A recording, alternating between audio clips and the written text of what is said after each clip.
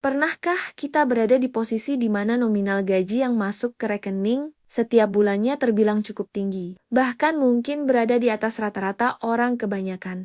Namun anehnya, saldo di akhir bulan selalu ludes tak tersisa. Kita bisa makan di tempat mewah, membeli barang-barang impian tanpa harus berpikir panjang, dan menikmati gaya hidup yang terlihat mapan di mata orang lain. Namun, begitu tanggal gajian berlalu dan kita iseng mengecek mutasi rekening, dada mendadak terasa sesak karena tidak ada satupun rupiah yang berhasil disisihkan untuk tabungan masa depan.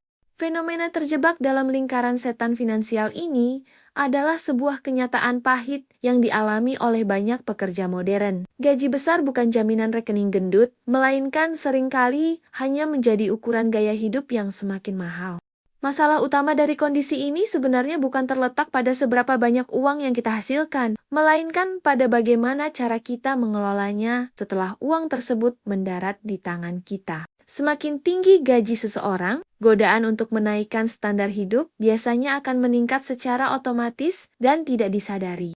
Kita merasa berhak untuk mendapatkan apresiasi atas kerja keras kita dengan membeli kopi yang lebih mahal, menyewa apartemen yang lebih bagus, mengganti handphone dengan keluaran terbaru, atau menuruti setiap ajakan nongkrong di akhir pekan. Tanpa kita sadari, kenaikan pendapatan selalu diikuti oleh kenaikan pengeluaran dalam jumlah yang sama atau bahkan lebih besar. Istilah kerennya adalah lifestyle inflation. Akibatnya, penghasilan 10 juta atau 20 juta rupiah terasa sama saja habisnya dengan gaji UMR. Karena standar kebutuhan kita sudah bergeser menjadi kemewahan yang melekat setiap hari. Kondisi ini, jika dibiarkan terus-menerus, akan menjadi bom waktu yang sangat berbahaya bagi keamanan finansial kita di masa depan.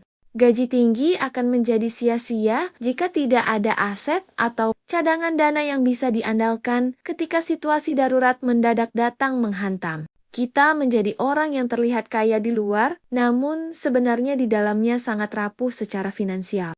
Oleh karena itu, sudah saatnya kita menghentikan siklus pemborosan ini dan mulai mengambil kendali penuh atas masa depan keuangan kita. Tidak perlu merasa terlambat atau berkecil hati, karena perubahan besar selalu dimulai dari langkah-langkah kecil yang konsisten. Lebih jauh lagi, lingkaran setan ini seringkali diperparah oleh mentalitas instan yang dibentuk oleh lingkungan sosial dan media digital. Kita hidup di era di mana pencapaian seseorang diukur dari apa yang bisa mereka pamerkan di layar ponsel. Mobil baru, liburan ke luar negeri, pakaian bermerek, dan tempat-tempat nongkrong estetis seolah menjadi standar minimal untuk dianggap sukses. Akibatnya, kita rela menghabiskan uang yang baru saja kita terima untuk hal-hal yang sifatnya hanya sementara. Kesenangan yang habis dalam hitungan jam, namun meninggalkan lubang besar di rekening bank kita. Kita membiarkan diri kita bekerja bagai kuda demi mengumpulkan uang untuk membeli barang-barang yang sebenarnya tidak kita butuhkan, guna mengesankan orang-orang yang bahkan tidak peduli dengan kesejahteraan hidup kita yang sesungguhnya. Dampak buruk dari kebiasaan ini tidak hanya berhenti pada angka saldo rekening yang kosong, melainkan juga merembes pada kesehatan mental kita. Di balik kemewahan artifisial yang kita tampilkan di luar, tersimpan kecemasan yang luar biasa di dalam kepala kita.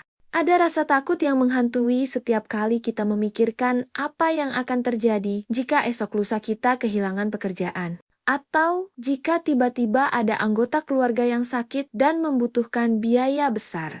Kita hidup dalam ketakutan terselubung karena kita sadar betul bahwa kita tidak memiliki jaring pengaman finansial. Stres kronis ini menguras energi jiwa kita, membuat tidur kita tidak nyenyak, dan membuat kita selalu merasa gelisah, meskipun secara kasat mata, hidup kita tampak baik-baik saja. Untuk memutus rantai kecemasan ini, kita harus berani melakukan revolusi mental dalam memandang uang. Uang bukanlah alat untuk memamerkan status sosial, melainkan sebuah sumber daya yang berfungsi untuk memberikan kita ketenangan, kebebasan, dan pilihan hidup di masa depan. Langkah pertama yang harus kita ambil untuk memecahkan masalah ini adalah menerapkan rumus keuangan terbalik yang paling ampuh. Menabunglah di awal, baru berbelanja sisanya. Selama ini, kesalahan terbesar kita adalah menabung dari sisa uang di akhir bulan, yang pada kenyataannya tidak pernah ada sisanya. Mulai bulan ini, Begitu gaji masuk ke rekening, hal pertama yang wajib kita lakukan sebelum membayar cicilan atau berbelanja adalah langsung memindahkan sebagian kecil uang, misalnya 5 atau 10% ke rekening terpisah yang khusus untuk tabungan. Dan anggaplah uang itu sudah hilang atau tidak pernah ada. Langkah kedua adalah melakukan audit pengeluaran secara jujur dengan cara mencatat setiap rupiah yang keluar setiap harinya.